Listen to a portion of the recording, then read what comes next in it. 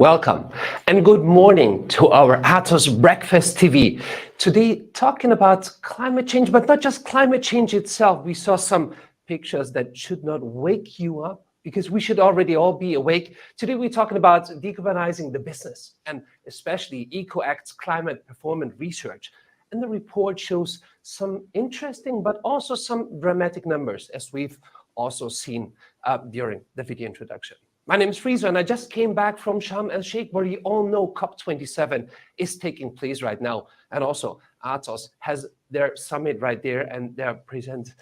It's really impressive how a city can change in a very short time, going towards greener goals. But today, it's especially important to better understand how businesses are going for their goals, going greener, going for a better decarbonization, not just planting trees, but really changing their processes. And it's my pleasure to talk about that. And again, not alone. Welcome, Munich. Hi, Martina. And you see, you already have a guest at your couch. Hello, Friso. Good to see you this morning. And I can see that you already have the right jacket. I hope there are some glaciers on the jacket as well, not just mountains. Now, there are, of course, there are mountains and trees, but yeah, as the TV producers know, a green screen is maybe not the best friend of a green tree, but that's up for coming. And yes, we are on the plan of getting greener, so we will solve this problem. But yeah, today it's another topic. Perfect, Friso. Yes, I have a guest with me. So with me today is Stefan Holzhäuser. Maybe, Stefan, would you tell the audience what your job title is? Because I can't recall it. Yes, good morning, everybody. I'm a consultant for sustainability regulations here at Atos in Central Europe. Great. So, Friso, you can see I have an expert here with me in Munich. Yeah, but right. Before we go on here with Stefan, I know you have a guest via a remote session. That's right. That's right. I have a guest on remote, and we just bring him up on stage. Stuart Lemon, the CEO of EcoAct, and EcoAct is quite an important company. He will tell us a little bit more about that. Hi, good morning, Stuart. Great that you can join us. Hello. Good morning, Friso. Thank you very much for having me. Yeah, that's absolutely. We're looking so much forward to your part, talking about the details of the report. But yeah, let's see where we are going. So opening question would be, we have seen some challenging numbers on climate change. Stuart, can you please introduce EcoAct? We talk about that and why is EcoAct working together with Atos? What is the correlation on that? And for example, what are the key findings, and especially how can businesses go better and faster for driving the change? Because I also found out because of your report that the numbers of most of the businesses are not quite as fast pacing as they should. Yeah, we're hearing about the 1.5% or Celsius degree change. How far are we, and what do we need to do? I know time is running. Absolutely, yeah. And I think your introduction video there sets the scene very nicely. We know that we've had some very significant climate events in the last year, referencing droughts, referencing floods. We've seen the same again in 2022. 2022 is on track to be the hottest year ever. We believe the last 8 years will be the hottest 8 years ever. And most people now have had some experience of the impacts of climate change. Here in where I live in the UK, we had a heat wave in the summer and it reached 40 degrees, which is not just a few points of a degree above where it's been before. It was blew the record by 1.5 degrees. It was really quite alarming. So we know that the situation is very urgent, and we know that we, society, business, needs to do something about it. And I guess that's really where EcoAct comes in. EcoAct is a specialist climate change consultancy and a carbon offset project developer. We have been around for about 15 years. We were bought into the Atos group just over 2 years ago, really to help bolster and add some momentum into the offering that Atos has around decarbonization. And that's really where we fit in with our expertise around measuring carbon footprints, assessing the climate impacts of organizations, looking at the risk of climate change and global warming and how that will impact on organizations. And that's really the two sides of our work. So partly it's about looking at the company, the organization, what is its impact on the environment, but also looking at the environment now, what is the impact on the company. So for about 12 of those 15 years that EcoAct's been around, every year we produce uh, a report, a piece of research. This year, 12th year of our climate reporting performance report. And the reason that we set this up originally, and it's still the reason that we do it, is that we want to identify best practice in organizations that are doing good work in terms of recognizing and tackling climate change. So we do that by analyzing what leading organizations publish in the outside world so that they can share their performance with companies. So that might be in their sustainability report, it might be in their annual report, it might be on their website, it might be through some of their responses to various voluntary reporting channels.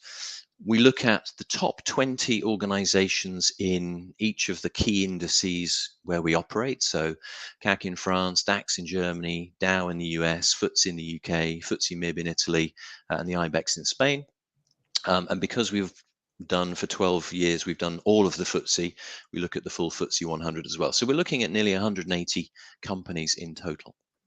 And what we're basically assessing is how good they are at identifying the risks from climate change, measuring their carbon footprints, setting targets, building the governance around achieving those targets.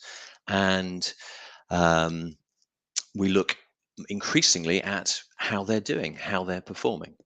And each year we up the assessment criteria to make it harder, because what was best practice a couple of years ago is now standard. Everybody does it.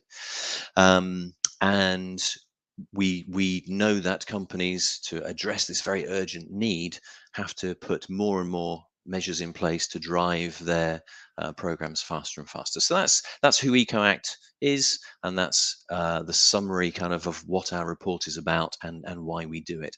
I'll talk a little bit now, perhaps, Friso, about the kind of results from that, if you would like, because I'm conscious Sure, I'm absolutely, because that's what the report is all about. And you mentioned Absolutely. also it's like over 12 years. So just like as you're talking about the numbers and the results of those companies, also like what has changed over the last couple of years, but that just as a side note afterwards, that would be great. Yeah, sure. I mean, we've seen a lot of change. I guess if we think about the report this year and some of the kind of key findings, Mhm.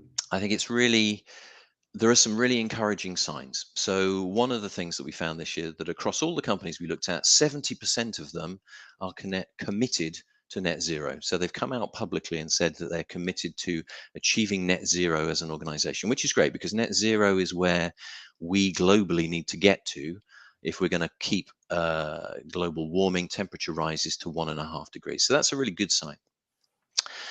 Quite a lot of those companies have got some good detailed targets to back that up, which is, again, very encouraging.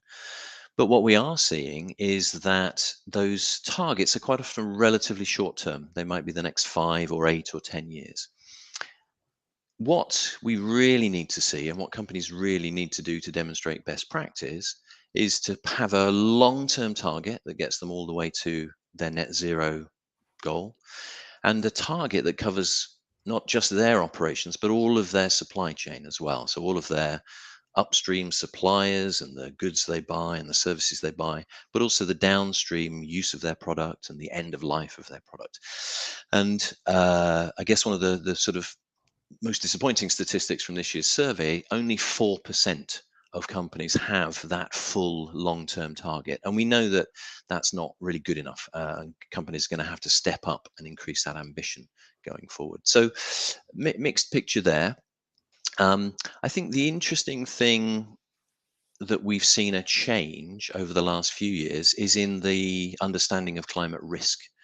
So when we first launched this report 12 years ago, we were really just looking at whether companies had heard about climate change and whether they were recognizing it. We were looking at the basics of, did they have a carbon footprint? Had they started to think about targets? It was quite a sort of simple assessment. Now we're looking for detail across all aspects of carbon footprints and strategy and targets, but we're also looking at the recognition of climate risk. And what we do find is that over 80% of companies clearly understand that climate risk is an issue for them, and they're reporting those risks in line with the sort of standard guidance for that thing called the TCFD, Task Force for Climate Related Financial Disclosure. So that's really very encouraging. It's encouraging partly because it means businesses will be robust, but it also is encouraging because it means that organizations, businesses know why they need to do this. They know that it's important for them as well as just being good corporate citizens. It's about the long-term sustainability of their businesses. So some pretty encouraging results on the climate risk side of things. Well, that's interesting. But you mentioned something like 4%. That's not a lot. And Yeah. also in regards of speed, we know the numbers, we've done the math. So the one thing is they should speed up everything and not just like maybe talk, but also act. What is your number one thing, what you can say, like, hey, please, every business worldwide, look at that at the very first thing, yeah, like now, after this Breakfast TV? The absolute kind of foundation for any of this work is a really good quality carbon footprint, a really good understanding of the data that underpins all of this. So when we first started looking at this, we'd look at companies that had carbon footprints, and they would often look at their own operations, maybe their factories, their offices, their fleets.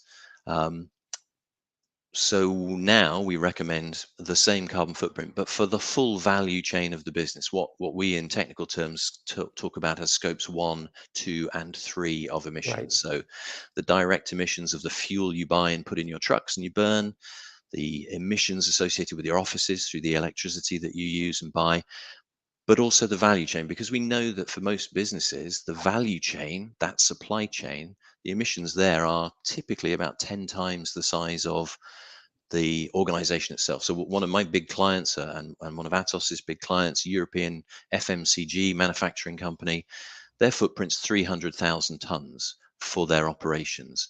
If you add in all of their supply chain, it's 3 million tons. So the first step is to get a really good understanding of that footprint. Where are those emissions? What are the activities the business does that drives those emissions? And once you've got that knowledge, then you can start to set targets. Then you can work with suppliers. You can bring in green IT, digital platforms to manage it, AI to improve your logistics, all of those great solutions that are there. But it all hinges on having that really good baseline of data. Perfect. Thank you on this. You mentioned FMCG. I also see like the first questions coming in, but I would say, Martina, Stefan, one right question, because we've already also have a great summary of the report and the work of EcoAct. Something from your side, Stefan or Martina? Yeah, Stefan, since I have a specialist here with me, maybe who will be affected by all these requirements and when? Mm-hmm. So there will actually be also a legislation on sustainability reporting for the European Union, which will actually affect quite many companies. So this will affect up to 49,000 companies in the European Union, which is quite a lot. And in very simple words, all large and listed companies based in the EU will have to publish a sustainability report covering all the information that Stuart has just mentioned. If we go a bit more into detail, we can see that those companies that have more than 250 employees and a turnover of more than 40 million euros, as well as asset sheets of more than 20 million euros will be affected, which sounds like a lot, but it actually isn't. And all publicly listed companies, even including small and medium enterprises. And the implementation will take place in different steps, starting in the year 2024 for those companies which are already affected by the current non-financial reporting directive. Then the year after, all other large companies will follow, and then in 2026, even small and medium enterprises, but they will see some softer criteria so that it's actually feasible also for them to comply with this legislation. So are there strict rules and goals? Friso, do we have another video?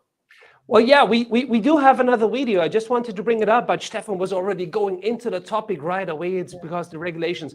Let's say, like, let's keep you talking, and we bring up the video just like at the very end for a summarizing on the special work EcoAct's has done. But I think right now also for the participants, it's way more important about like regulations, how to comply with the regulations, and what to do. So if okay for you, Stefan and Martina, please keep going.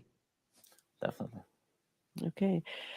Yeah, why should companies comply with these directives? So there are actually a couple of good reasons. The first one is probably also the most obvious one. So we all know that climate and environmental aspects used to be a nice to have for almost all companies. But now this corporate sustainability reporting directive, so this legislation will actually make it mandatory. This means that it's not a voluntary initiative, but it's a binding rule. And if companies don't comply with it, they will actually face financial sanctions. So I think this alone is already quite a good incentive. But there are actually a couple of good reasons for compliance with the CSRD. And I think particularly important is the connection of sustainability and access to finance, because the affected companies will have to publish a comprehensive report. And this report is supposed to serve as an information basis for potential investors, so that they can invest in those companies with the best sustainability performance. And this means that this law will actually link sustainability reporting to access to finance and is therefore extremely relevant for all affected companies. And then at the same time, and this is something that Stuart has just mentioned, it will also make dealing with climate-related risks mandatory in the European Union, which will also be something new. And as he just said, something quite important, because we have seen very hot temperatures in summer. We have seen droughts. We saw a terrible flood last year in the north of Germany, in the Netherlands and Belgium. So climate risks are also a big thing in Europe, and it's important that also Europe deals with them. Yeah, we really need to do something. We had the hottest October here in Germany since we started with reporting of temperatures. So how would you recommend companies to approach the CSRD considering the comprehensive scope? So I would suggest to start looking at the status quo. So where am I right now? What am I doing already? And I think if my company was part of CRP, then this is a great basis, actually, because as Stuart already indicated, there are many similarities, and it actually gives you quite a good overview of where you are right now. So I would definitely have a look at these results. Then in the second step, of course, I think it's very important to look at the requirements of the CSRD to see where do I want to go, and actually where do I have to go. And then based on these two steps, you can identify gaps and then build an action plan based on these gaps, so that you have a systematic approach to reach compliance with the CSRD, ideally before it affects you. Yeah, CSRD is the Corporate Sustainability Reporting Directive. Maybe we should tell this, because not everybody is familiar with this term. Okay, are there any questions from the audience, Friso? Well, yeah, right. I'm looking into the board and also looking, and thanks for just like informing about the abbreviation. I was just like looking that up. What could that mean? But one question is like, what does that mean for the companies? Like, especially, is it just like for companies in the European Union, worldwide? How does it affect them? That's one of the questions. But I'm looking at the question board, and thanks for your question that are coming in. We'll cover them right now, and also bring Stuart up after you answer this question right now, Stefan. All right. That's actually quite a good question. The answer is it will go beyond the borders of the European Union, because there is a specific threshold, and this is 150 million euros net turnover in the European single market.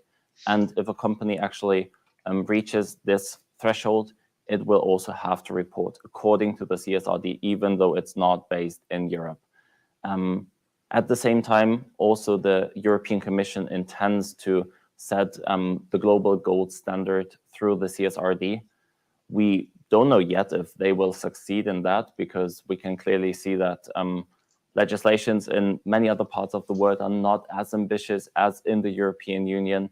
But we also know that the EU is really good at setting global standards. So we will have to see if this will become the gold standard globally. Thank you. Maybe we could be And a role model. Yeah, well, Ideally, Stuart, you wanted to add something on this, Stuart. Please go ahead. Just to add a little to what Stefan's saying, you know, we've already seen in the UK mandatory reporting of greenhouse gas emissions. Laws came in this year around the reporting of climate change risk in annual reports. We're also seeing a similar set of regulation being implemented by the SEC in the United States.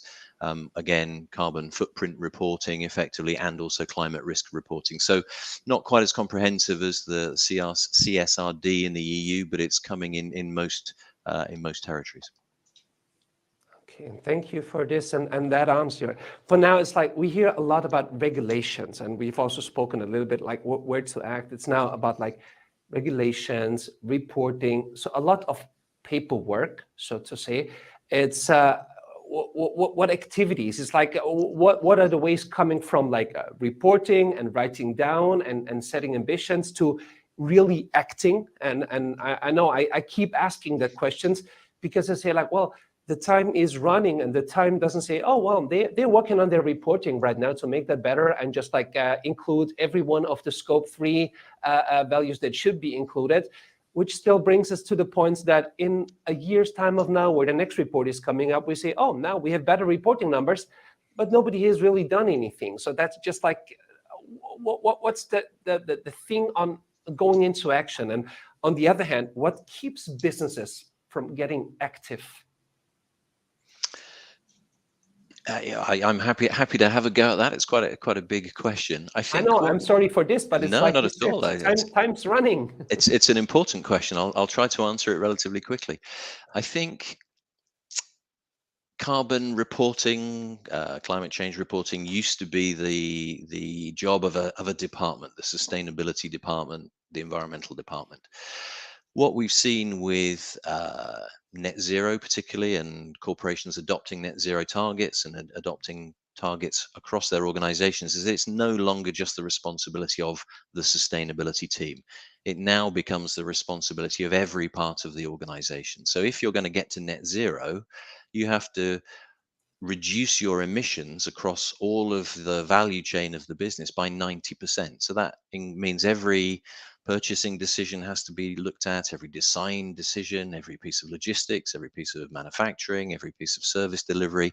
They will all have to change to remove emissions from the activity. So this becomes everybody's job. So where we see action and the best practice companies that are listed in the report, those are the ones who have very, very deep programs of activity right the way across their businesses, driven by a good carbon footprint to start with, good governance, good strong targets, but making it everybody's responsibilities and really driving the activity to make change. Because as you say, we don't have long. Yeah, we don't have long, and also like looking now, just like going over to the question, because we plan to be right on time. Maybe I just can bring up, and that's one from Peter. I'm saying I'll just bring it up on stage, and I don't know who can take it, but that's a clear statement. We heard about regulations and things to do. It's like dependency on gasoline should come to net zero, and a high level of renewable energy resources should be increased to a greater extent. That's also broad, and it's also a broad sentence. Is that possible? And if so, how? Stefan, would you like to take that? And then Stuart? Yes, thank you.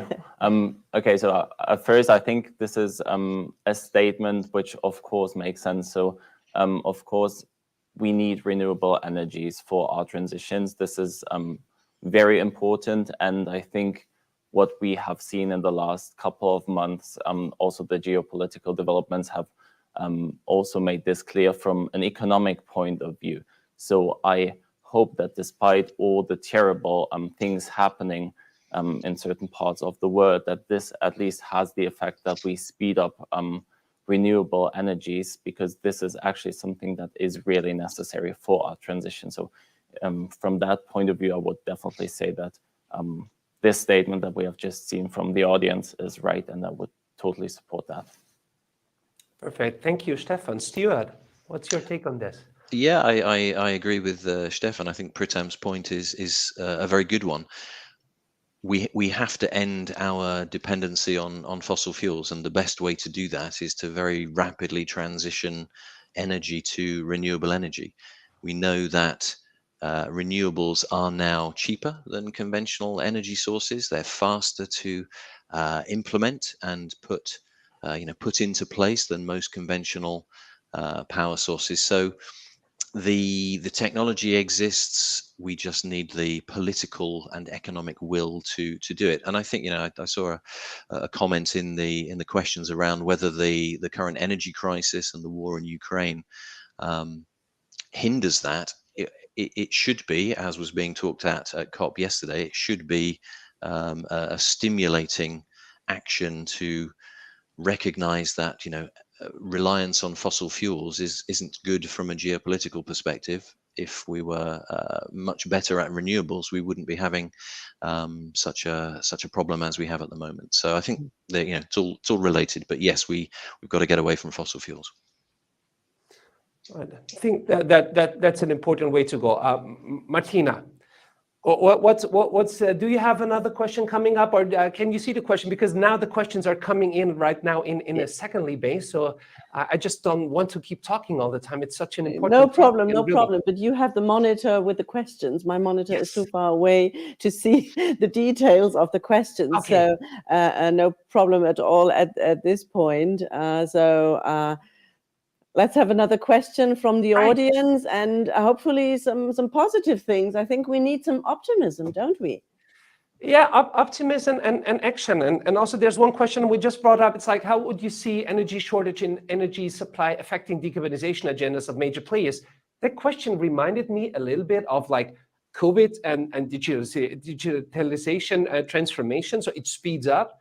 Now as energy gets down or shortened, are companies now moving faster? Are we moving faster?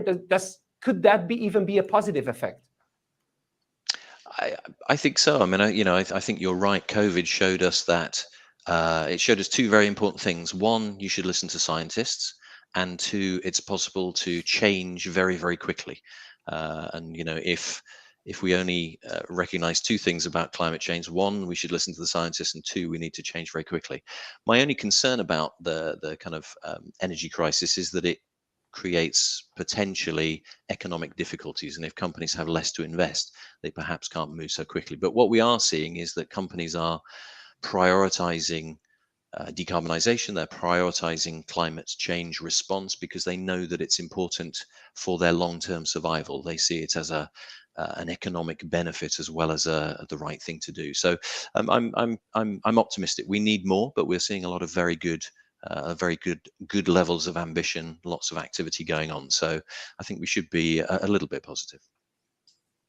Perfect. And positive is a good thing to go. And also positive, right now, a lot of questions coming in. We can promise that we keep an eye on those questions and that we also going to answer the questions in the chat itself. So we'll come back and you will get a notification if you have placed a question. Fortunately, time is running, and not the time in regards of climate change and decarbonization, but also on our Atos life. Martina, I would say now we bring up the video which is also like giving that basic information or the special information about the climate report. And then we already need to step out and get things going and get into action. So Yes. may I ask the producers to bring up the video on the report of EcoAct.